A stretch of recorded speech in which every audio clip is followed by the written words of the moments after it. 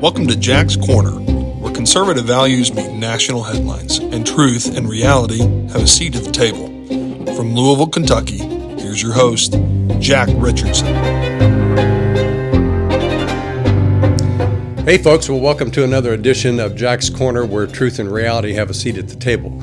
And boy, do we have a lot to go through. And you would expect that just post-election, where we've had a landslide for Trump. You know, what a great result in the election, a landslide. It's a vindication, basically, of the truth. But I'm not here to really give you the news, but really to basically help you process the news. If I can help you do that, if I can help you get some deductive reasoning, some syllogistic reasoning and thinking, then maybe you can gain a little bit of mental autonomy, because basically freedom starts between the ears. And if you can regain your mental autonomy, you'll be able to analyze the news and see where you're being lied to, where you're being gaslit. And so I want to get into some of this stuff. There's some really good content here, but and there may be some things that you don't know. It does take quite a bit of research on these things, but you know, the lie is alive and well. And it proliferates, and unless you're really paying attention, the people that are in power, unfortunately, are going to press these lies on you because it benefits them.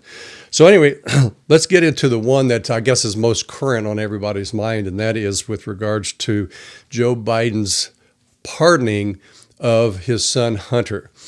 Now, come on. You know, everybody knows that Biden was going to pardon him, and everybody knew that they were being lied to by Joe Biden. I want to tell you something. When I was 20 years old, I was an intern for a United States senator in the Capitol, a senator from Kentucky, and that's when Biden came in to office. He had won the Senate race, and I was walking the halls with him, and I was riding the elevators with him, and I remember as a 20-year-old looking up at this strange man who had a head full of hair plugs. And even to this day, I remember thinking, you know, this man is up here for himself and not the people. And that's stuck into my mind, for 50 years now? And it's true. It's turned out that he and his family, it's all been about them. It's been one of the most corrupt family organizations, criminal organizations that we've ever suffered in this country. So another thing that's important about this pardon is that Joe Biden is known by his colleagues as a pathological liar, and his whole life has been a lie. So when you take a look at the pardon, he told you for the last year emphatically that he was not going to pardon. And then you have that mophead press secretary I'm so glad that we're not going to be looking at her anymore. Her whole job was to do nothing but lie for the president and gaslight you. How could you ever have any respect for an administration like that or a person like that? She's lived a lie. She's living a lie personally, in fact. But anyway, getting back to the pardon, how unjust is that? It's the most expansive pardon that we've ever seen given by a president. And so he's covering himself. But isn't it interesting how he goes back 11 years?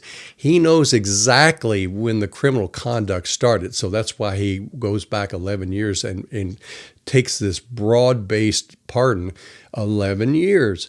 So he's a liar. He's a criminal. I think a lot of people knew that on Election Day, and that's how they voted.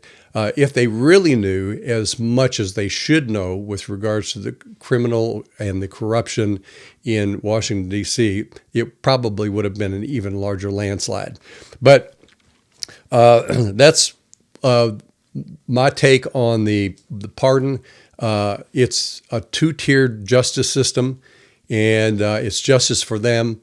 They've got all their colleagues and all their corrupt minions in the Justice Department, the FBI, and so forth, and even in judicial appointees, whereby they cover for each other. And so Biden has done this. It's one set of rules for Biden and his family, another set of rules for Trump and Republicans and conservatives. Oh, and by the way, how about Biden pardoning Trump? Now, if I were Trump, I probably would reject it anyway, because Trump has done nothing that should have been indicted in the first place. But if Biden was really playing a smart game to cover for the wrong of all of his lies and pardoning his son, he should be pardoning Trump. But then again, on the other hand, I would be telling Trump, don't accept it, because you're going to win all these cases on appeal anyway. They're all falling apart. So anyway, that's my take on the pardon issue. Let's move on to another topic. And right now it's the abortion issue. Now, I don't want to get too deep into this, but I thought that it was pretty interesting how the pro-abortion forces outspent the anti-abortion forces almost 5-1. And I remember that prior to the election, Trump was getting so much blowback with regards to taking a more relaxed stance on abortion. And I had to deal with so many of my sanctimonious brethren because Trump wasn't pulling the pure anti-abortion line.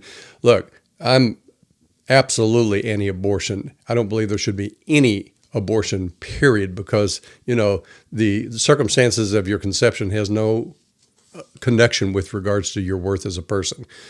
But your anti-abortion people didn't show up for the fight, and they were outspent 5-1.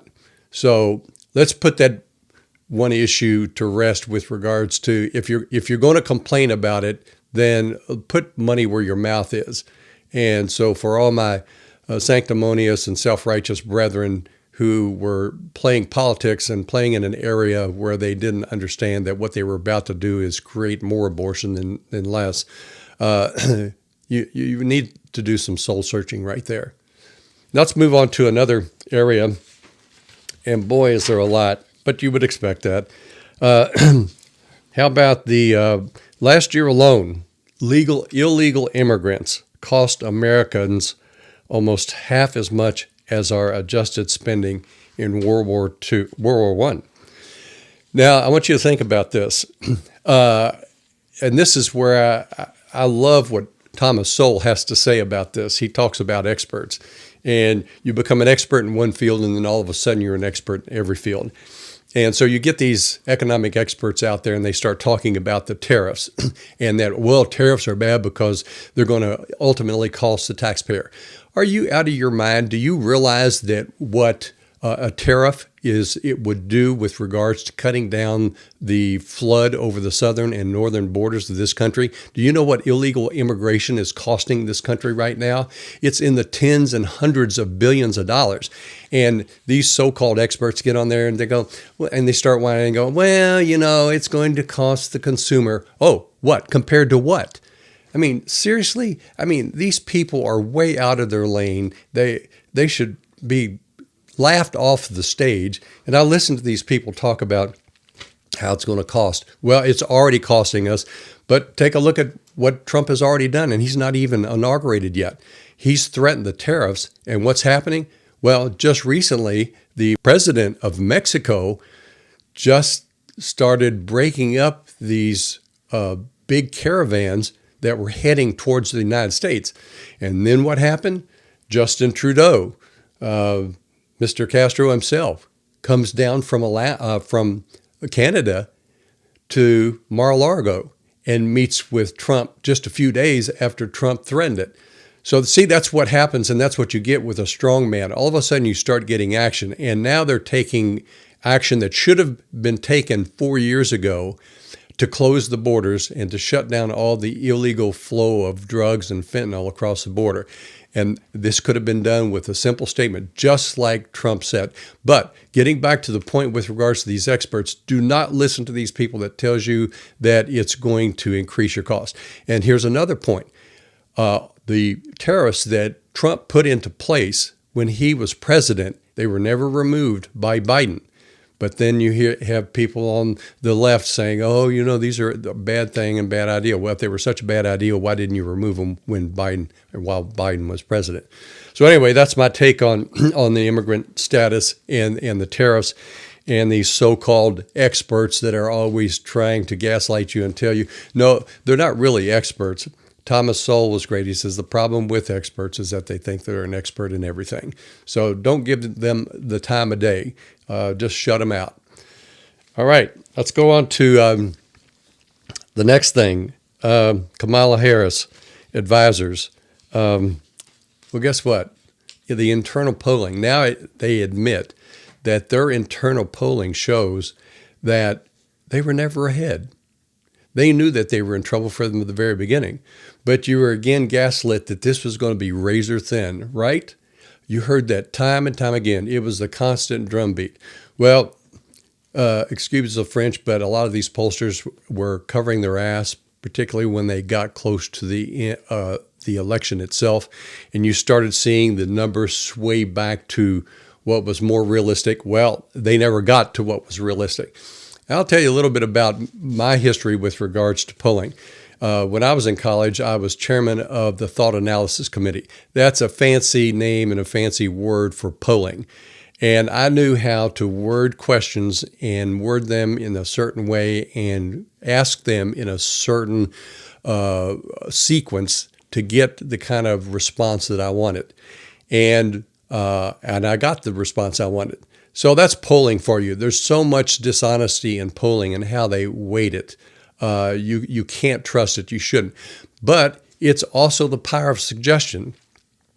And so this is how they manipulate the people. I had a cousin who, when he was just maybe only a year and a half old, his father had fun, not for long, and it wasn't abusive, but he would look at my cousin and say, "Andy, what's wrong with your foot?" And the child would, because the father suggested that there was something wrong with his foot, that he should be concerned about it. So the child would start crying and crawl over to the father, and then the father would reach down and kiss the foot and say, "Oh, it's okay."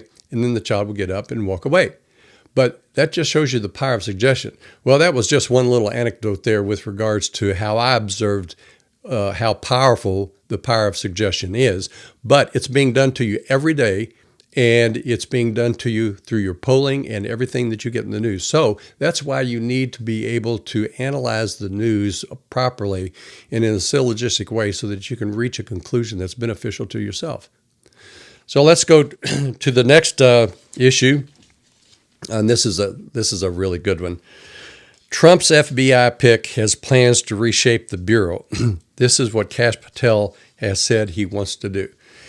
And all of a sudden, they're all concerned about Kash Patel. Well, I want to tell you something. Without Kash Patel, you wouldn't know about the Russian dossier.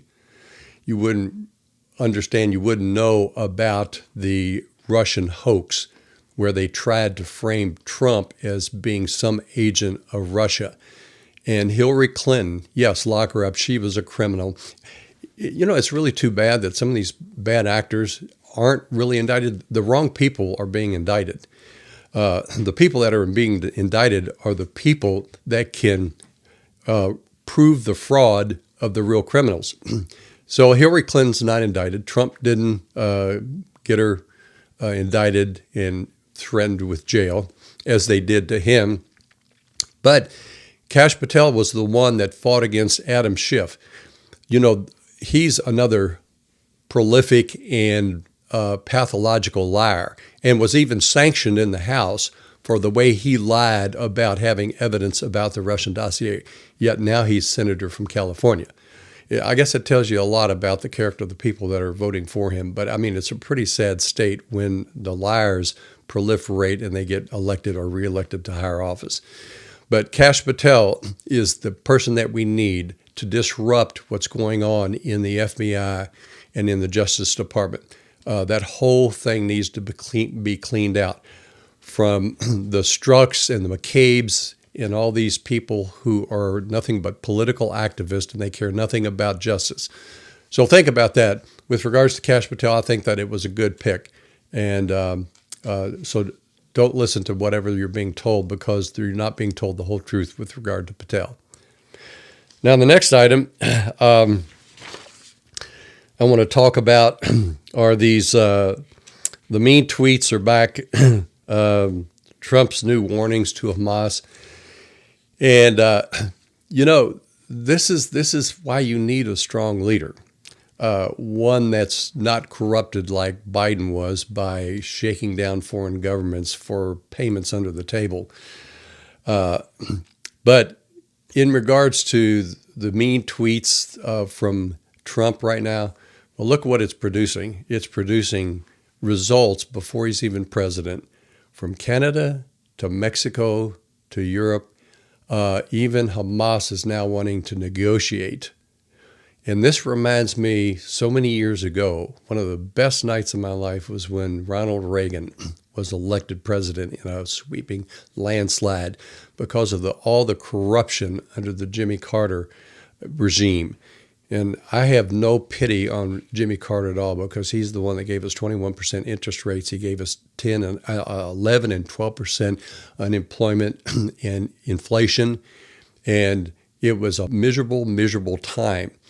But when Reagan won, before he even took office, remember, there were hostages being held in Iran from our embassy. Our embassy was invaded, and hostages were taken, and they were there for years.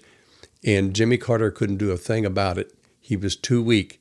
But the Iranians knew the kind of strong man that Ronald Reagan was, and they released those hostages upon Reagan's inauguration.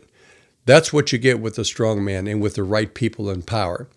So the misery that we've been through over the last 4 years is what you get when you vote for somebody like Biden and all of his acolytes and all of his minions in Congress. We're already seeing results with Trump, and he's not even president. The next one that I want to address is Trump Jr. says, as his father has discussed banning mainstream news outlets from the White House briefing room. Well, it's about time, isn't it? I mean, first of all, I don't like mainstream. They're not mainstream anymore. And they've tried to morph that from mainstream to legacy. Well, they have no legacy to tout about, because mainstream legacy media, the only legacy they have is one of lies and manipulation. So, yes, as far as the White House press corps is concerned, let's bring in other people and let's start moving the so-called mainstream and legacy media to the back of the room. And I hope I never see Jim Acosta again. Many of you may remember him, but he was the most disrespectful partisan in the press room. Let me remind you of another thing. Reporters are not neutral observers. They are people with an agenda. And particularly in the media, where 98% of them are Democrats. Never forget that. That's how you need to filter your news. When you go online and you start shopping for something and you click in the filter and start filtering your searches, well, you need to do that with the news media, and particularly the so-called legacy media.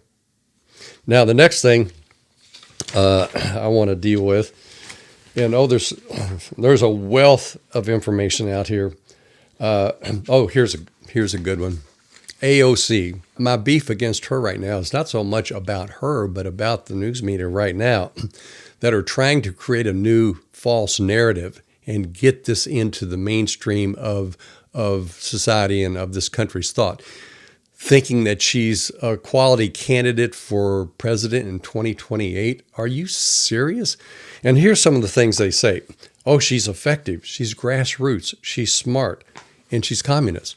Oh, really? Well, smart and communism doesn't go in the same sentence. Neither does economist and communism go and fit in the same sentence. So what is all the gaslighting with regards to her? They're trying to put this narrative in there. Well, first of all, let's get it straight. They say she has an economics degree.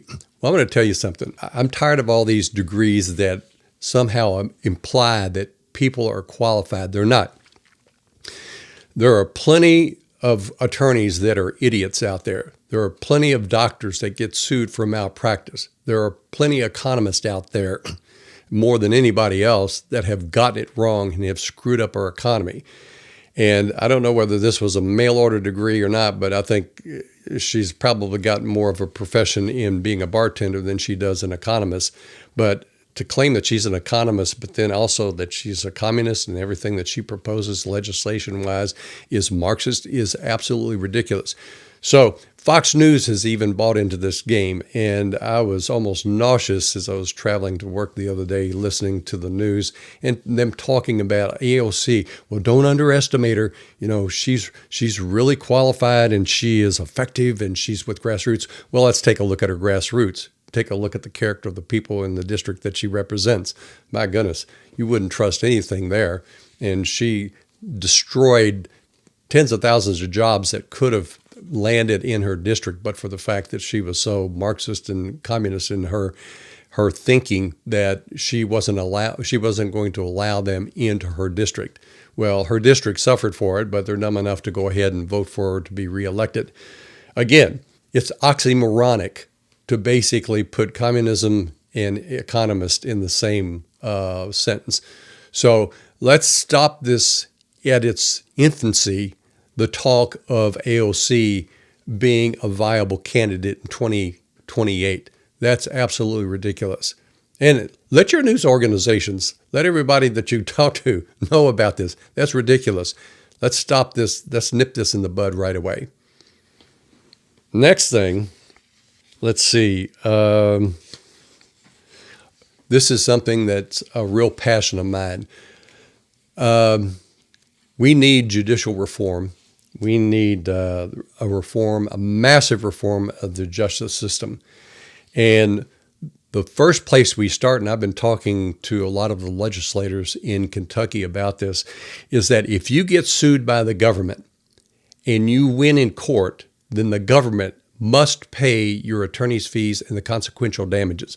And why? Because now the indictments and all the litigation by the government against a lot of individuals is politically motivated. And that's absolutely wrong. So, number one, I want to see legislation, and I'm pushing for it in Kentucky right now, that if you get sued by the government and they lose, then they pay your fees and all the consequential damages. Now, the next thing I want to deal with is, let's see. And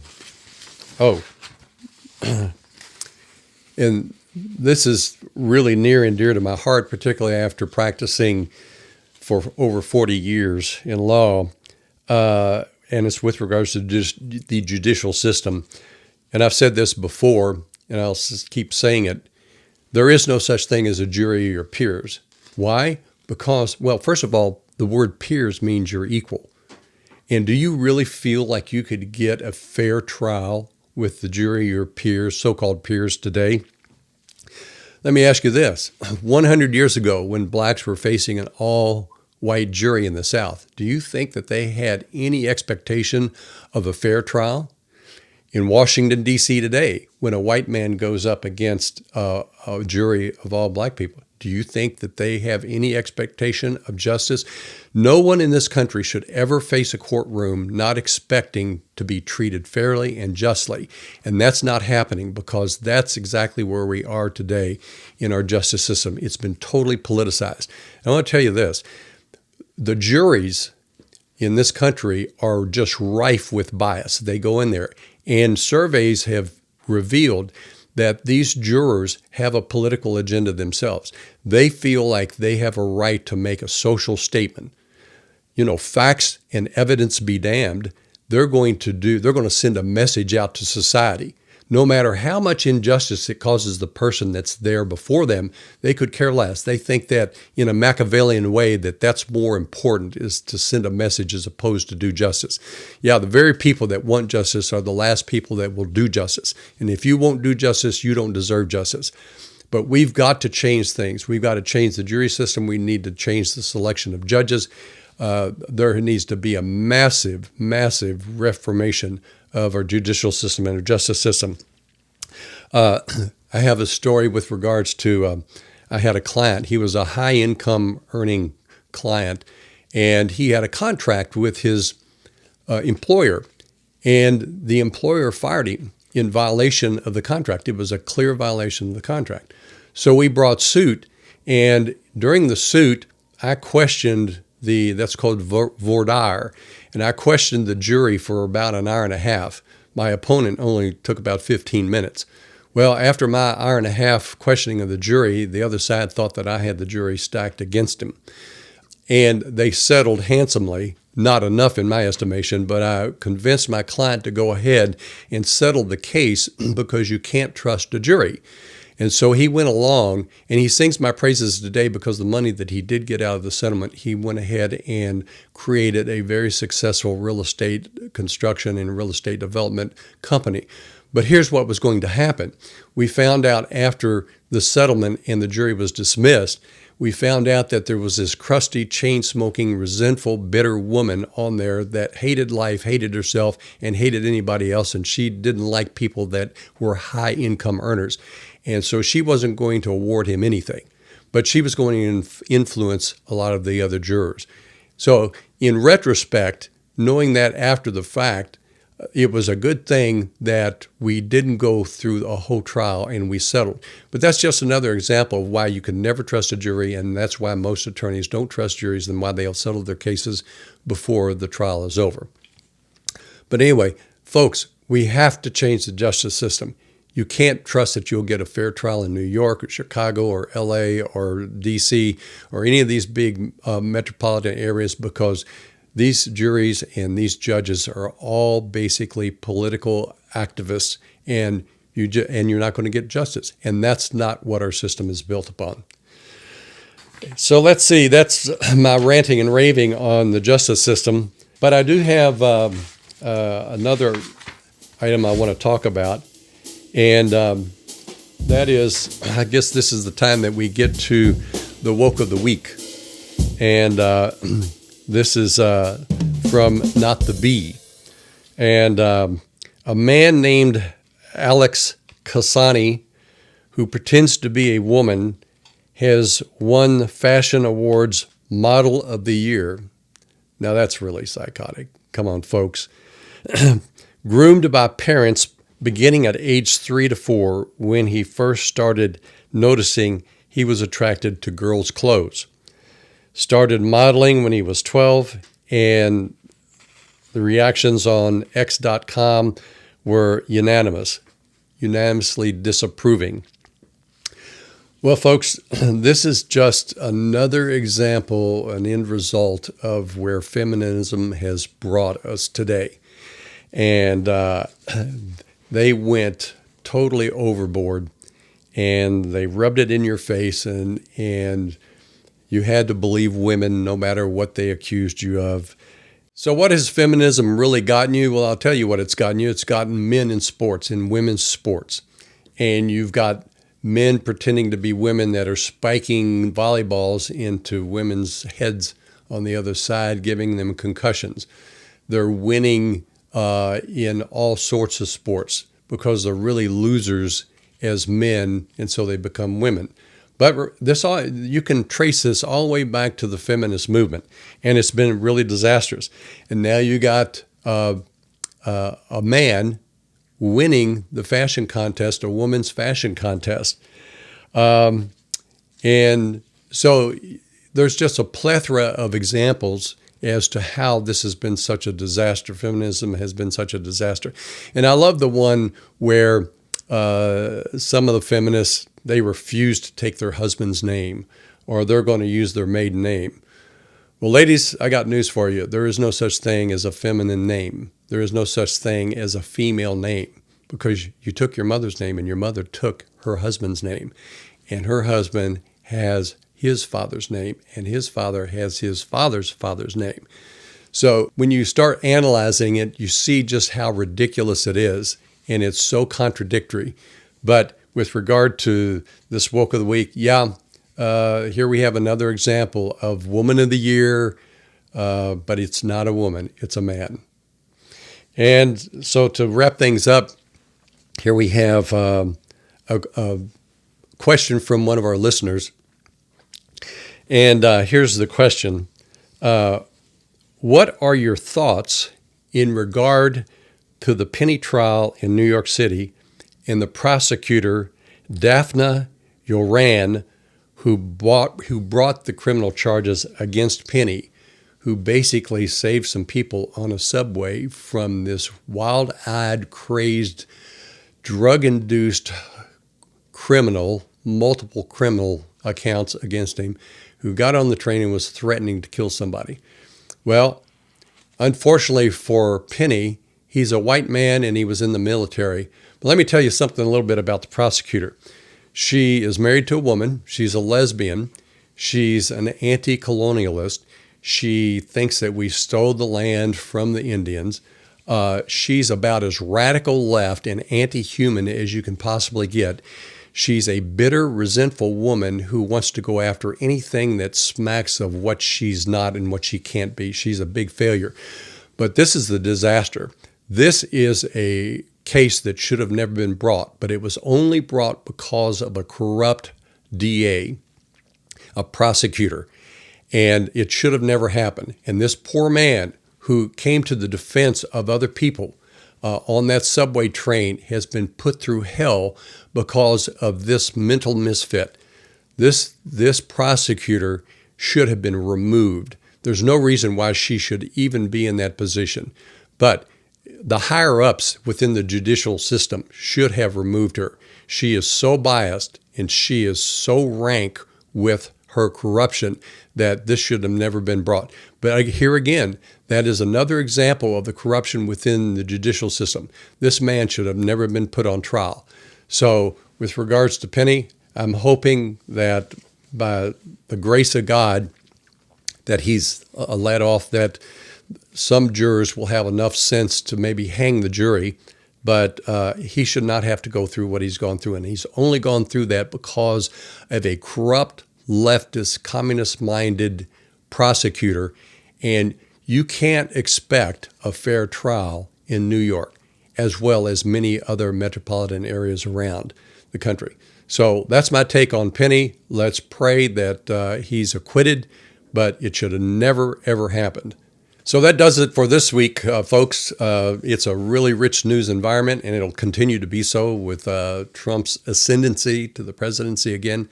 And it's really exciting times out there, but I want to be able to help you process the news and to get it correct, to restore some of your mental autonomy and where freedom really begins, and that's between your ears. So until next time, we'll see you later. Bye.